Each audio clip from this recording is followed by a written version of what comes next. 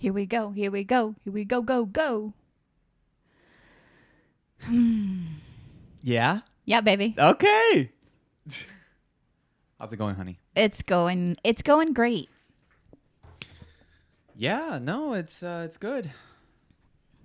Sorry. You're not so good. It's okay. I'm not doing that great. Yeah, I'm not feeling too hot right now. No, and I gotta say, yesterday I started off the podcast with like fire, and then towards the afternoon, evening, I had a really big like emotional low.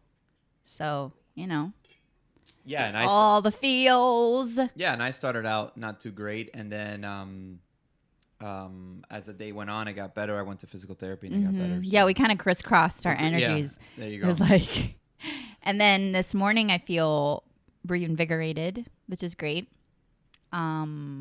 Yeah. Excited for some things that I'm working on right now on the business side of things.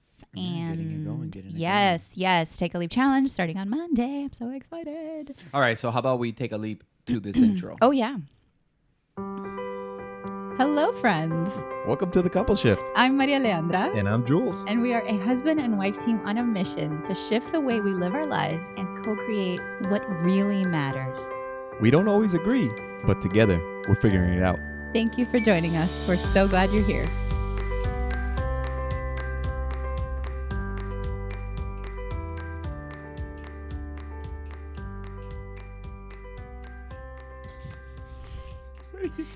What did you call me last night? Do you remember? No. What did I say? So yesterday afternoon, I had a lull. I even took a nap because my body was like, my mind was like down for the count, and you created space for that. Thank you. And then like 8:30, we put Skylar to bed, and I'm back in the kitchen like, bing, bing, bing, bing, bing, bing. Do you remember what you said? I don't remember exactly, but something along the lines of, I like it when you're not a firecracker. Yeah, you said I like my frolicking wild child. Oh, that's right. I like my frolicking wild child wife versus the. And I love that. And then you said, before sleepy down and before you said, if you had a moment where you were just like quiet in the room, you'd be like, okay, she's quite nice and quiet over there. Let her like, just kind of like get out of my hair type of thing. Yeah. But now you're like, I prefer the frolic. Well, the wildness. Yes, I prefer the frolic and the wildness because I need your support. I need your emotional and physical support now. So it's like when you're in the what's the name of the Seven Dwarfs? The one that's sleepy with the long shirt. Sleepy. Sleepy is just sleepy. Sorry, I'm not that big in Disney. So, anyways, yeah. What's the name of the one that's usually grumpy all the time? That one I know. Grumpy. I have his shirt. I have a shirt of him, so I know joke, him. Babe. It's a joke. I know it's a joke. Anyways. Yeah, it's like I need your support. I need you there. And so when it's like that, I want to give you the space, but it gets to the point where sometimes I'm like, I need actual support. Like I need actual physical support. Yeah. So it's a tough balance because we all need our space. Yeah. Times, so. And something I've noticed, and again, we're growing through this like every day we're exploring. There's something new that we're learning and figuring out, and I've overstretched myself over the past few months. I'd say there have been moments that I've overstretched myself, and then my like fall is like harder, and then I need extra time to recalibrate myself. And so yesterday was a point where I was like, my soul, my system is requiring like rest and a reboot, and so taking that nap, which was, I don't know, it was like 45 minutes of like in and out because I wasn't sleeping the whole time, but it felt so yummy. Then I felt, okay, reinvigorated. And I worked a little bit until like, I don't know what time last night. 1:30. It's like, I enjoy it. It's a nice quiet time. So sometimes for me, I'd rather, especially in the afternoon time, I'd rather take a power nap and then stay up a little bit later to work because it's quiet and I feel a drive of creativity and like my brain works well in the evening. In the morning and in the evening, there's a middle of the day from like 4 to, I don't know, 4 to 7, 4 to 8, but 4 to 9 maybe, okay. that is like not prime time for me. But that's not the middle of the day though. That's the afternoon. Well, yeah, but I'm considering evening also to be like, why does the day have to be so linear? Huh? What? Cheers. Cheers to Einstein time. No, what I'm saying is that I'm choosing to not go. You know, if I can sleep and take a nap in the afternoon, but then create better brain power time later in the evening when Skylar's in bed and you're playing and I'm like things are quiet. That to me is a good swap of time. That to me feels like productive because I'm taking advantage of resting during the time when I'm not as productive with my brain power and then resurfacing when I am. Okay. But it complicates things that from 4 to 7. Great. Oh yeah. Give the ASMR audio. And I also. All right. No, stop. We're not doing this. No, and I also don't want to make it seem like I'm napping every day at that time because that is not happening, and don't even go there. This happened yesterday. It's not all the time. You do this and I want to punch you in the face. What am I going to do? I just said it's not all the time. I agree with you. But this not all the time. There was a there was probably like, I love you, babe. Hold on. This is a perfect example of, I can actually rewind this.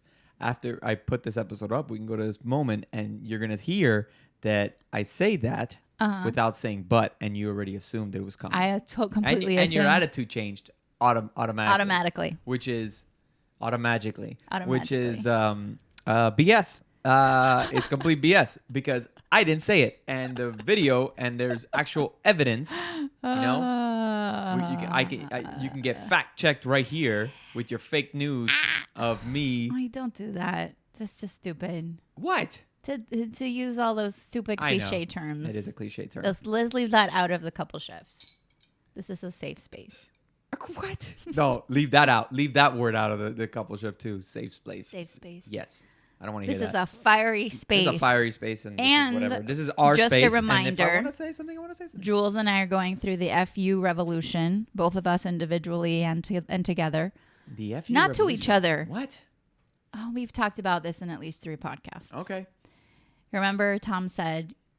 Oh yes. He said, "Do you know what you're going through, MA?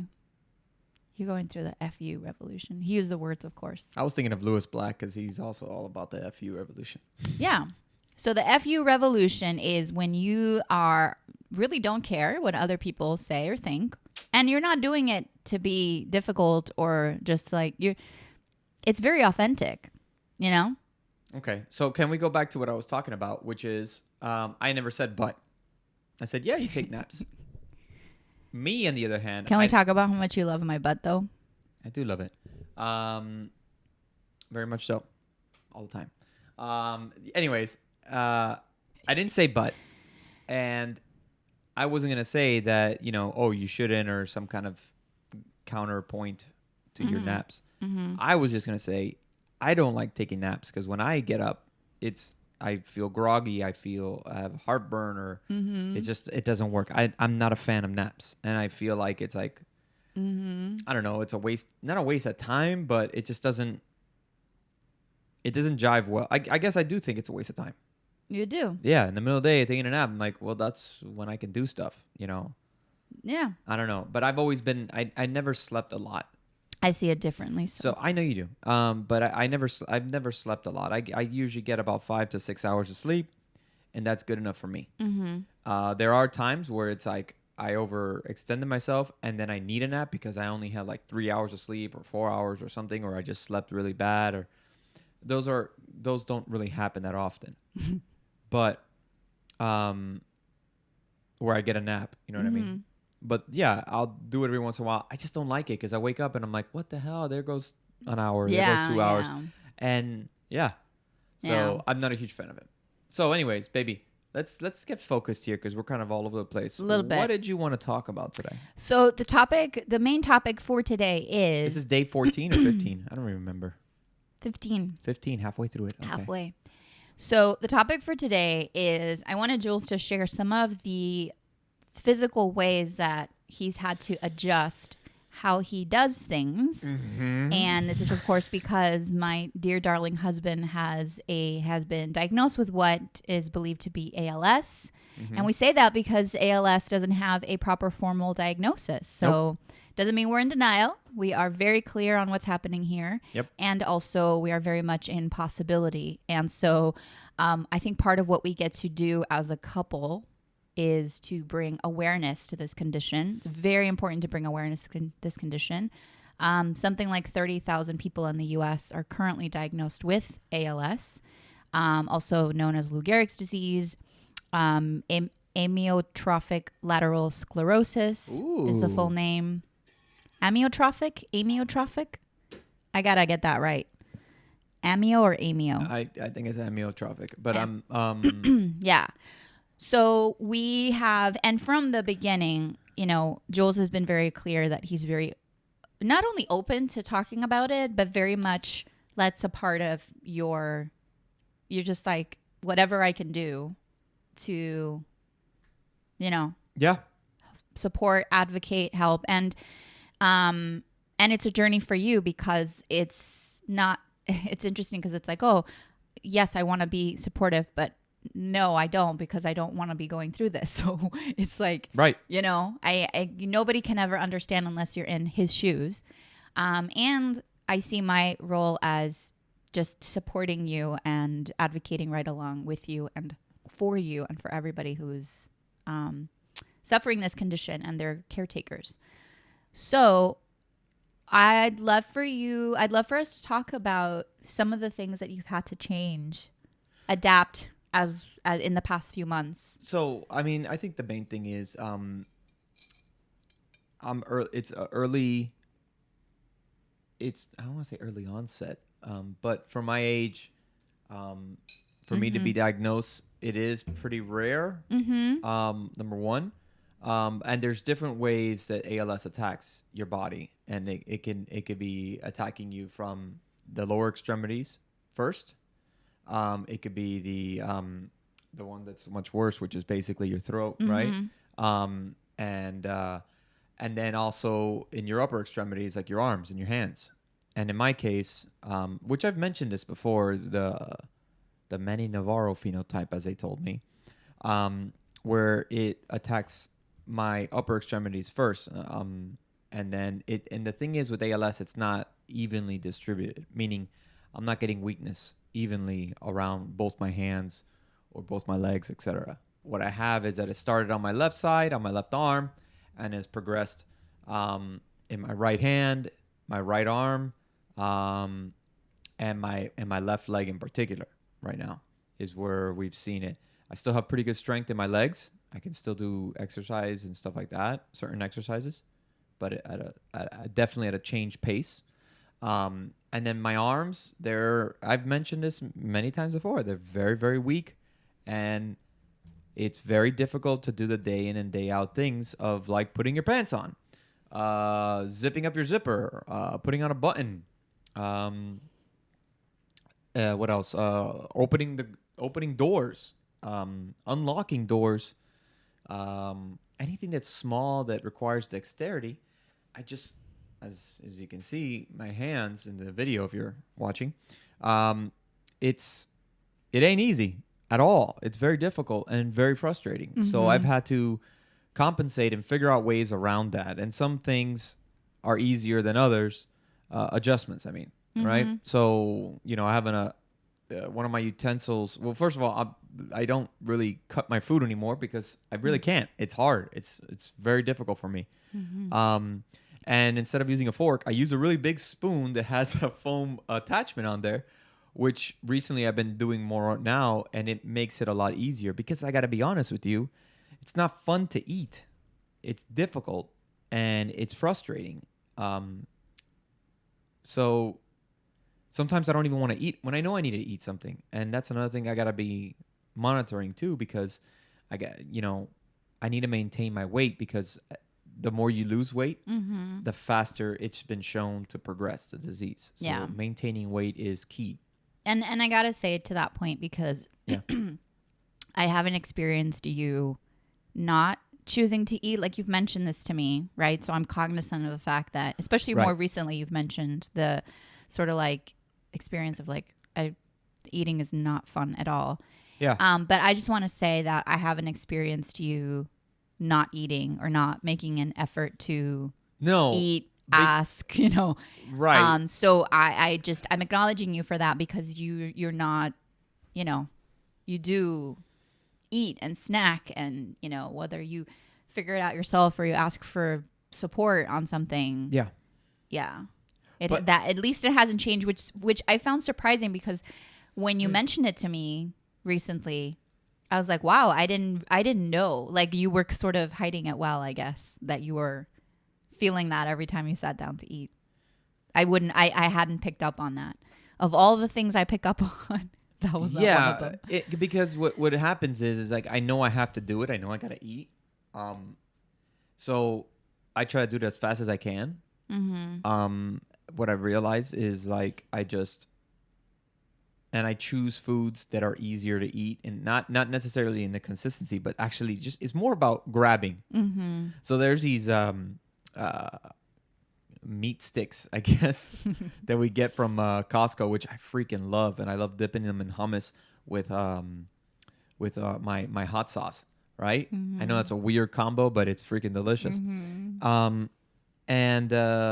There are times it's like a high quality Slim Jim. It's like a high quality Slim Jim. It's like an organic, high quality, but thick, it's big boy. It's a thick boy, and it's pretty long too. And so, is it though? Come on, Jesus! Come on, you just said thick boy, and it's pretty long too. It is. It's like freaking. Like 17 inches long? Okay, it's a big boy. Let's get back on the rails here. Well, you're the one that took it off. So don't. Again, I can rewind it to show how you took it off the rails. Anyways, oh my God, moving on. It's difficult to open the little hummus packet. Sometimes I'm in a place where if I don't want to sit at the table, and it's like, fuck, I have to, because I'm going to make a mess. I've made messes before. Drinking water. You've probably seen me grab my cup of water. I have to grab it with two hands, and I've been using a lot of straws, so I don't have to grab it as much. These are adjustments that I've been making to continue to eat, but I will tell you that internally what I feel is I don't even want to do it, because it's frustrating, because it's hard. And sometimes that kind of attitude not only goes with eating, but just like doing anything, where and you've seen me where I'm like, yesterday morning, I didn't want to do anything. I just want to lay there. Getting up in the morning is harder than ever. I used to be a morning person. I felt like I was a morning person. And you're looking at me like, that's BS. I don't think so. I think I was. I think when you have a plan, sure. Yes, but regular life, no, not so much. Well, listen, I usually didn't have a problem getting up and out of bed. Well, no, I understand that it's now harder. I'm not obviously not. You're poking holes. I'm just saying, before you weren't some like spring out Adam kind of like. No, I never was that. But at the same time, if you came in and woke me up, hey, we got to go. It wasn't difficult for me to get up. What I find myself doing a lot more is stretching a lot more and sometimes unfortunately getting cramps from that in the mornings. Yeah. And it's just harder for me. What I feel, it's harder for me to actually get up and get out of bed. It takes me a little bit. Yeah.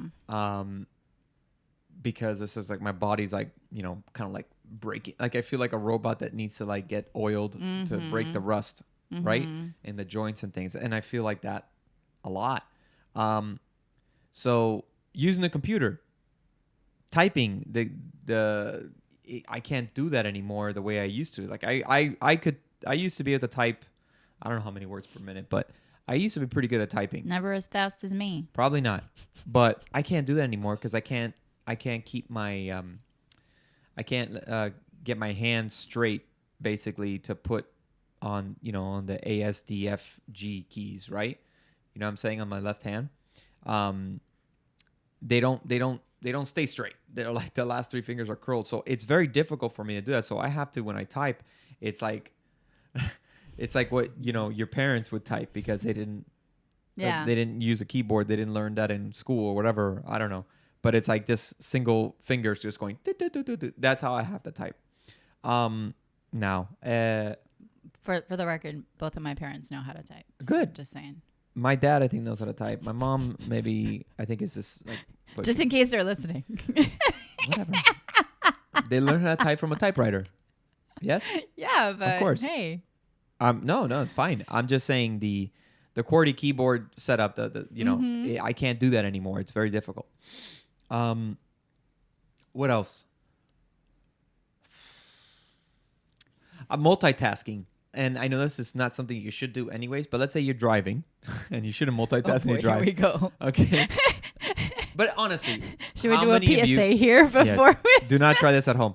How many of you, look at your phone for a second, even at a stoplight or something, or wanted to play a song and you're backing out of your parking spot or something like that. Real talk. We all do it. The whole point, or look in your glove box or something, or look in your look down on a cup holder or something, or want to take a drink out of, I don't know, the coffee you have in your car, and you're driving with your left hand. I can't do that as well anymore because it's hard for me to turn because my left shoulder is messed up. So like, let's say I had to do a 3-point turn. I got to do it with both hands. Mm-hmm. Have to. There's no way around it. I can still drive. I still could react and I'm safe. Yeah, no, absolutely. Like, let's not get it twisted here. I'm good on that. But it is definitely more difficult. My car doesn't have a push button start, so turning the key is annoying. Like I have to grab it in a certain way, probably between my index and my middle finger, and turn the key like that. Sometimes I got to use my whole arm to turn keys instead of just my wrist. I don't have strength in the wrist. I just don't. There's not much there at all. And that's affected how my hands rest. And that's affected how cold they feel. They always feel really, really cold. Because the fact of the matter is there's less tissue on them. So, the thinner you are, the colder you get, right? So my extremities feel very cold at times.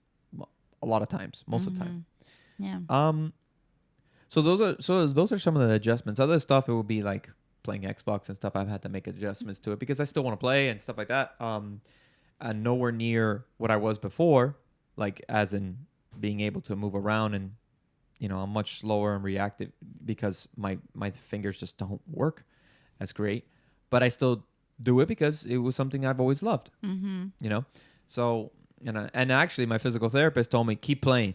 Which I was like, yeah, good. Okay, so she was like, my husband would freak out if he heard me say that you should keep playing, you should keep doing that because it's good for my fingers to like, I guess that's like your husband would be like, oh my god, yeah, exactly, that's awesome. like that's awesome. It was like don't tell my husband I said this, but yeah, don't stop, keep playing, play a lot. Yeah, he probably wants to play all the time. Well, that's the thing. She's like, she told me. This is the first time I met her too. She told me, she's like, no, because he wants to play until like 3 a.m. in the morning. I'm like, yeah, I get it. I know. Yeah. That's what used to be me. So yeah. I still play late, but that's just more because of Skylar and stuff like that too. Yeah. So. No, and I gotta say my you playing has changed a lot in my mind. And this happened a few months back when we began to really land on, okay, this is happening. And I went from she's going to play again, or just sitting in my bed trying to read and you being loud or whatever. And now I like smile. I'm like, oh, he's playing. It's like I appreciate every moment that you can do whatever you want to do. So it's changed. That's changed a lot. Yeah, I remember when I was like, you would get pissed, like really pissed. And you're like, what time did you go to bed last night? I don't know. Yeah, because then you get up in the morning all tired, and I'm like, all groggy. It didn't have to be that way. Especially if it was like I stayed up working. Then I'd have a chip on my shoulder. I was like, you know what I was doing last night? I was working. What were you doing last night? I was working. Just a different type of work. Yeah. Yeah. So thank you for that. And there's a bunch of other things, but I think that's really, and we can do a part 2, but I thank you. Oh, you cutting me off? You're my warrior. There's a couple other things I could have. Oh, okay. No. I thought you were kind of like. No. I mean, the other stuff is like, I've mentioned it before, like dancing. I feel like an old white guy now. That's what I feel. I feel like I've lost my rhythm and because in my left leg it's also weak, so I feel like I'm limping if I'm walking a lot. I feel that there's like my gait looks different because of it. And no, I'm not gonna say you were. I'm gonna say you are an amazing dancer. Okay. And I was better. It makes me sad in the past because it's one of my because one we of used the to most love amazing things about we used to love to do you it. and us and there's a lot of things that I used to do too that now I can't do anymore that I miss that makes this all hard. It makes this so difficult. And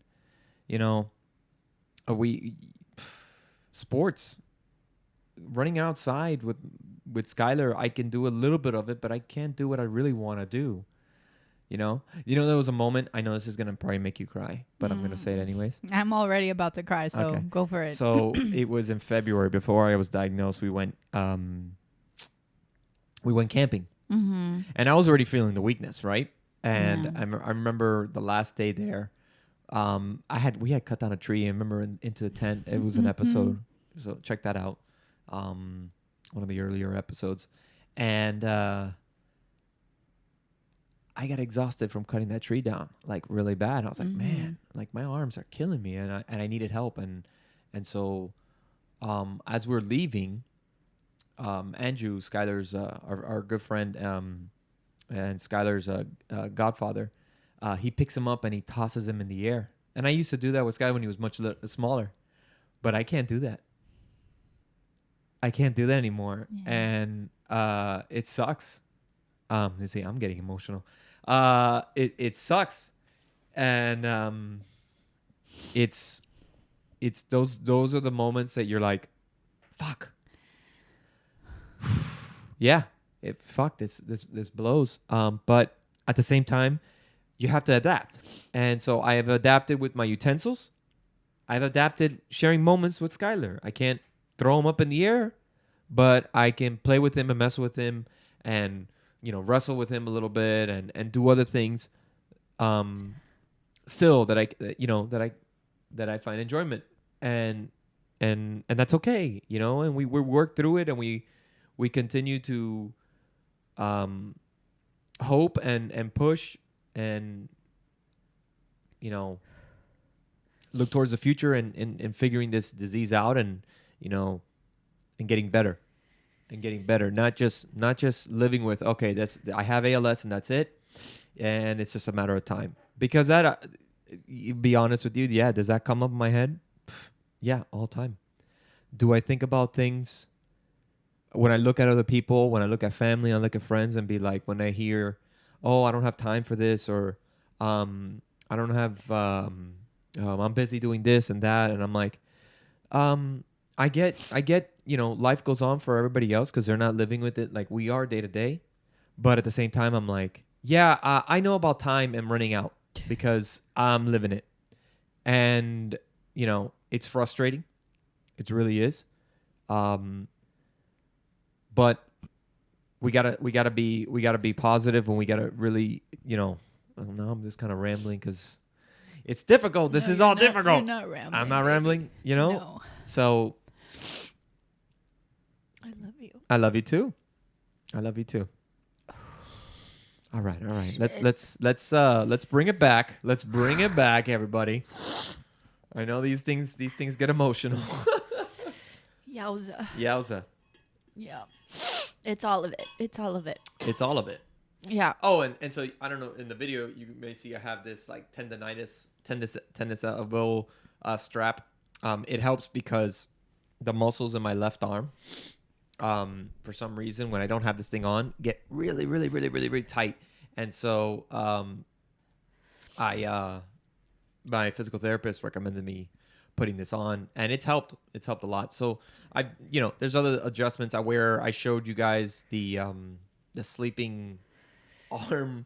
Did you show it? I think I did. No, maybe you haven't. No, I haven't. I thought I had it here once. No. We gotta check. But anyways, maybe I'll bring it out one time.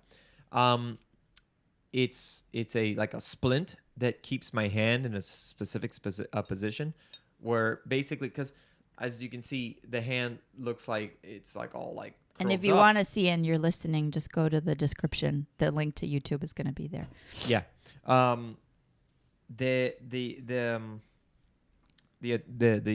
arm splint thingamajig kind of straightens them out, so I can sleep with them straightened out, which is good because then it can relax the other muscles that are still active. Because what's basically happening is like one side of the muscles are being pulled. So in your hands, obviously you can open them and you can close them, right? Well, there's two different sets of muscles doing that, and what's happened is in my case, the muscles on my forearm on the top right have weakened, but the bottom ones are still reasonably strong. I can do this, but doing this is harder. What I was doing there was lifting, for those listening, lifting my wrist. Yeah, I think it's a flexion and flexion, whatever it is. Basically, like how your bicep curls your arm and your tricep extends your arm. Your forearm has those muscles for your fingers, so you can extend them and close them, whatever. So one side has been more affected for me, and that means the other side, those muscles are, since the tension's not there on the other side, they're just pulling them, and that's why my hands kind of like curl up. So yeah. Smile, baby. You are the warrior. I am the warrior. I listen. I have the privilege of being here to witness all of this, and I really do see it as a privilege. And I'm really proud of you for speaking it, and I'm proud of us for doing it and being in it and all of it. So one more thing. What is something that's kind of nice about this is that you get to shave me. So I get a little bit of a pamper treatment. Yeah. I've tried to shave myself. I've shaved myself. It's difficult. I can do it, but it's very, very difficult with the things. But it's nice where I can be like, honey, can you shave me and trim my nails? Like a little pedicure and a little shave. What's all right? And you like it when I wash your hair too, when I shampoo your hair. Yes, I do. It feels good. Yeah.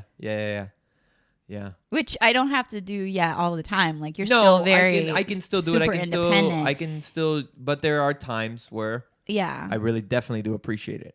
Oh yeah. Especially watching my pits. Oh yeah. I know. Man, my pits have been stinky, and it's like I really got to get in there. Well, we're being honest on everything, right? We are. And we got to change it up because it was doom and gloom. Let's talk about nasty pits. Let's talk about pits. Listen, why not? Because my armpits were stinking, and I couldn't do anything about it. I used like those gloves. We have a loofah. We're not a soap to skin kind of family. We have a loofah, even though I've done it. I love that. I love the distinction between. Well, you know how you're they say either soap to skin or you're not soap to skin. Well, a washcloth or a loofah. Absolutely. Or one of those exfoliating gloves. I remember back when I was a teenager, I guess, We're getting a when little the long puffs, on this episode, by the way. When those bath puffs first came out. Oh, yeah. And it was like such a wow. Like, that had the revolution. Plasticky tool thing. And I remember, I don't know if it was Dove or Caress or one of these brands that would offer it like for free when you bought their soap water, like the liquid.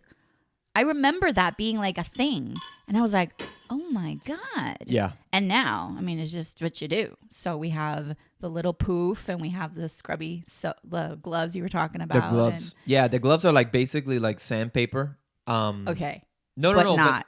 But not to the point, like plastic steel wool. Oh my God. Wow. No, I'm saying, you know what I'm saying? Like they're exfoliating. We really love our exfoliation in this family. They're exfoliating gloves. And so I was like, man, I would get out of the shower. I lathered them up. I used the loofah and everything. I get out and smell them. And like, they still smell.